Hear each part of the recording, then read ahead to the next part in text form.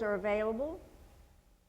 My husband has never been interested in genealogy, but his brother has suddenly decided that he wants me to find out about the Littles, who are from New Jersey. And I do have the naturalization certificate for the great-great-grandfather who came in 1820s from Ireland. And on the 1850 census, he's listed as an oilcloth painter.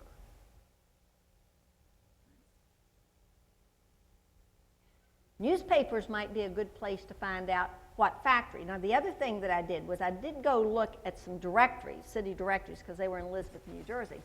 And I found an advertisement, a listing for a couple of oilcloth manufacturers. Now, I want to find out more about those. I can go to newspapers to see if they advertised, if they were looking for workers, if there's any information about them, and find out something about what his life was like, perhaps.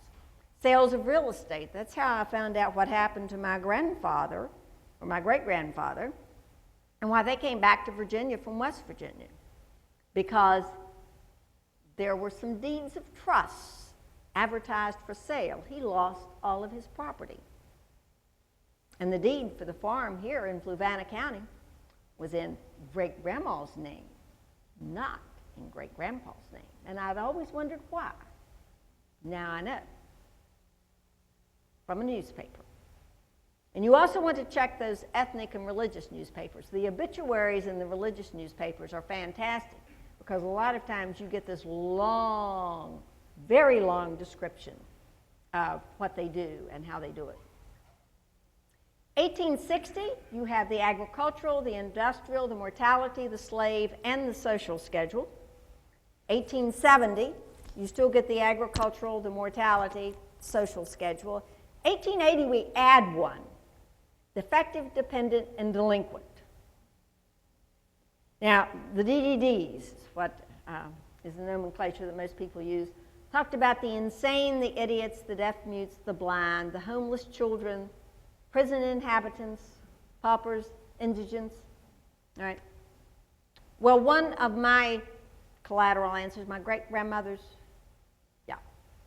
middle son, got the measles and became a deaf mute. And I found information on him where he was away at school being educated during this time period. He shows up on the DDDs. And you get very interesting information about them. Where do they live when they're at home? Are they self-supporting? If they're an idiot, when did it occur? I have an ancestor who's listed in the census as insane. And a notation out to the side, from fright. Which is, assuring that at least the insanity is not inherited. And we hope. You wonder about it. And I think I probably have an answer to it because he was living out in Monroe County, which is limestone country. And you have all these sinkholes and caves. And I suspect that he probably fell down a sinkhole and was trapped and spent a few days in one or longer. Because he was about 50 or something like that and lived a longer life. I probably never will know, but it's a thought. And you can see they filled out the whole little thing on the homeless children. You also find out whether or not they actually had two identifiable parents or not. And why the people were in prison. And why they were poor. In 1890, we don't have a census, but we do have the veterans schedule. Now, I realize that this is the Union veterans schedule and not the Confederate veterans schedule. However, some Union soldiers did move south after the war, and so they're listed. And you get interesting information, and some of our ancestors did move west and served on the other side, and so you may find something of interest out there. But it's not just a list of the veterans. What it also does is it tells you what their health is like in 1890. So if you can find someone on this schedule You can get some information that doesn't exist anywhere else. And even if your ancestor is the Confederate veteran you want to check, because a lot of them got themselves listed. Now, they usually checked and marked them off later, but a lot of times, you know, it's just a single line drawn through the name so you can still read the information. So it's worth looking into. And then there's the Historical Census Browser. I've given you the website here, but if you want to go in and find, for example, how many, this will go in and let you drill down to the county level, do it by state, any category that appeared in the population censuses, you can get information on here. For example, and in some of the others, you want to know the number of Baptist churches in Alabama, or in a particular case, in Florida. I don't have Virginia up here. The number of people employed in manufacturing, that was something that was counted in the census, that will show up here. Was your ancestor one of only 5 people that sailed the seas in one county? Florida had a total of 1 public library. Massachusetts, on the other hand, had 177. To tell you something about the educational level of the people who were living there. There were 3 people who were not naturalized in the county of Accomack. Now this is 18 and 20, so what are they counting? Everybody in the county? No, just the heads of household. Number 4 persons not naturalized. And so you get the 3 in there, 23 in Albemarle, 122 in Augusta. People moving into that area. So you can find out whether yours is one of many or one of a few. Church records. The Baptists are the most fun. Their church minutes usually are very descriptive.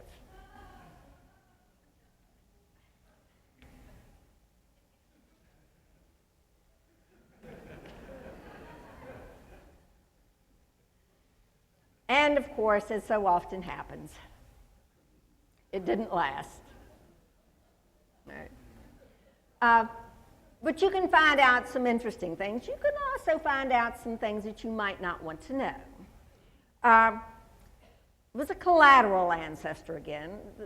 You know, it's more fun if the stories are about the collateral ancestors, not your direct line, who are always on the straight and narrow, right? Who are listed in the Lick Creek Baptist Church minutes. And actually, I'd often wondered who the father was, but when you get both Adelaide Lusher and James Rawlison listed in the Lick Creek Church minutes as being excommunicated for breaking the 7th commandment. So you may or may not want to know what's in those church minutes. But there are other things that you can find out. For example, this is a list of people who are coming into the church, whether they joined by experience or were baptized or were by letter. And so you can find out whether they're transferring from another church, perhaps because now they're establishing one that's closer by, or because they've moved into the community, or whether they just got religion.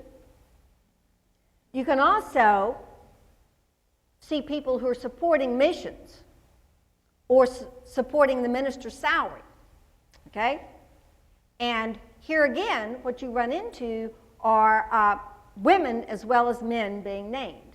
And you always want to read the minister's memoirs because he talks about his congregations. Well, maybe some of them you won't want to read, but you can be selective. Court records. Court suits will tell you occupations, purchases, personal habits. Okay? For example, I was reading some court suits the other day in Louisa County, and here was a man that I thought, you know, he'd been in the French and Indian War, died young, and had just set up a household and obviously was a farmer. But he was suing somebody in court trying to collect the money that was due him because he had taught their kids the last year. And so, lo and behold, the only reference that's findable to the fact that this man was a teacher. Purchases. You know, when they're sued for debt, they list what the debt is owed for. And personal habits. Maybe those are the ones you don't want to know about if they're in court over them. But if you end up, sometimes you also find out interesting things. For example, this was an argument over land, and you get depositions. And we find out when the first school was in Orange County. He says 67 years ago. And this was a deposition that was made, I think it was in 1790. I'll say 1800. Right? Chancery files, where you're again, you are having these arguments and you find out things that you cannot find out anywhere else. Here's the daughter Elizabeth who got the cow from her uncle so that she could have, sell the males, get the feathers, and she'd have a feather bed for when she got married. Well, Mama married again, and the new stepfather slaughtered the male calves for food. And so once she got married, she and her husband appeared in court suing for those calves. And he says, no, that was for her keep. He had to support her, he had to feed her. That was her keep. And so you find out something about a family that you can find nowhere else. Pension files will do the same thing. It's not just the person in the pension that you're going to find out. Look at all those pension files in that area that you're in, because people gave testimony for other people. And you find out about people otherwise. Told you the story about the travelogue. This one was really interesting, though I don't think I would like to be related to the innkeeper that they describe in this journey to the Ohio in 1810. It was not a very positive experience. But you find out a lot about people and places when you're looking at travelogues. What the journey was like out there, if you want to know. If it's a travelogue coming through the area that you're living in, you get their perspective on the area that the people are coming from. And then manuscript collections, letters and diaries, store accounts. Those are my favorites. Recollections, autobiographies. Draper manuscripts are an excellent resource. Journal and letters of Philip Fithian. This is the time period. He's in Virginia. The Diary of Robert Rose is another one. Journal publications. You can go to American History and Life or Percy. Find these articles about the area. That's how I found out about that diary that described that inn in Orange County. Histories can give you some very good information. Tax records. I can tell you if your ancestor had a tavern license, if he had an itinerant tradesman's license, if he was a merchant, a doctor, a lawyer. And personal property. They just count the heads and the horses and the cattle, but would you like to know your ancestor had 17 horses and the average was 2? Does that tell you something about him? Pool tables didn't get counted very often. They were supposed to be counted based upon the day, a specific day, and so people would dismantle them the day before, and so you had no pool tables. You can put them back up the next day. They finally changed the law in 1810. But look at what you can find in the tax records. This is, 1815 in Botetourt County, the same for every county in Virginia. Coal pits, tan yards, ice houses. They actually had 4 in Botetourt, 33 clocks, 14 tables, mahogany tables, all right? Curtains, carpets, portraits. There were 5 oil portraits in Botetourt County. 3 crayons. Silver teapots. One of my ancestors was taxed on a piano in the 1840s. I found out why when I looked at the agricultural census, why he had so much more money than everybody else. He had an apple orchard and he was selling apples. So he had cash money when other people didn't. These are the things, if you look at those tax records, what you can discover. Had a gilt watch or a silver watch. Manufacturers, whether it was a grist mill or a sawmill. Okay. And your licenses, houses of private entertainment. There were 13 men and Elizabeth Greeley interests. Now, these are not what a lot of people think they are. Actually, I believe houses of private entertainment in Virginia were those that allowed gambling, as opposed to just a regular tavern. But business records are even more fun.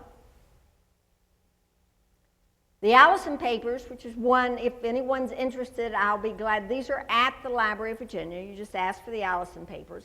87 volumes, 3,740 items. But look where they are.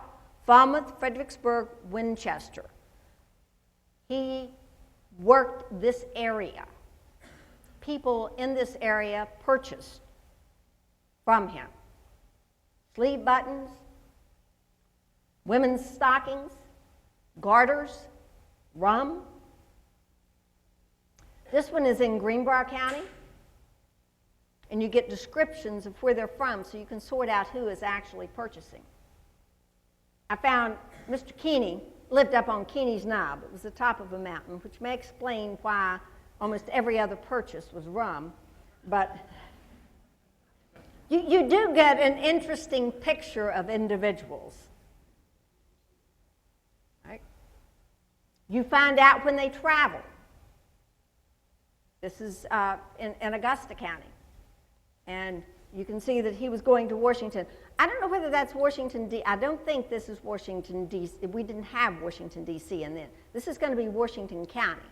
And he is up in northern Botetourt, up next to, they're crossing the James River there. Okay. And here is an account. He's driving cattle 10 days going to the Clinch River. He's been to Fredericktown. Now, is that Fredericktown, Maryland, or is that Fredericksburg? Probably Fredericktown, Maryland, which would be the natural trek up the valley. And he's gone to Baltimore. Maps. Civil War map. Do you want to know who your ancestors were? Do you want to know whether they had cultivated land or woodland? Because, you know, these guys were artists, a lot of them. These are online at the Library of Congress, by the way. Agricultural maps for the 1930s exist here in the state. You can look at that actual farmland and see, you know, what was being cultivated and what wasn't. And finally, living history museums. When you get those inventories, you know, when you find out where they lived, living history museums are a good place to go to see what it was like, so that you can place those utensils in that kitchen, so you know what a pot hook was used for, so you know what the tools were used for, and what that means as far as a farm is concerned. And I've given you some links to places where you can go look at living history museums, their websites. They've got some excellent examples there. The one out in Stanton, the Frontier Museum in Stanton, is an excellent place to go. But these are some of the things that take us all over the world to show us what they were like, what their life was like, who they were, what they faced. And they become people, not names and dates. Thank you.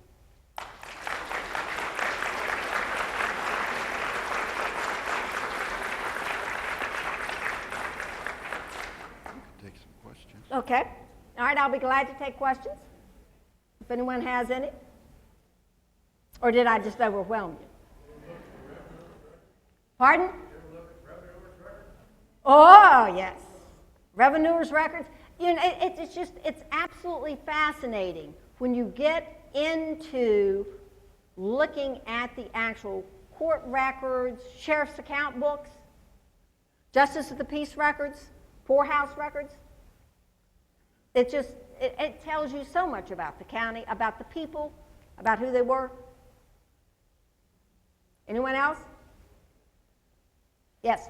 What is ginseng? Ginseng? It's an herb. It grows in the woods. It is Oriental people use it. It's supposed to help you live a long life. And it is very much valued. You cannot cultivate it. It will not grow under natural cultivation. It needs high growth, old timber, and only in mountainous regions. So when you find it, you protect it because it's worth, I mean, you're talking with the dry ginseng roots, you're talking, $100 more for a pound. It ain't cheap, yes.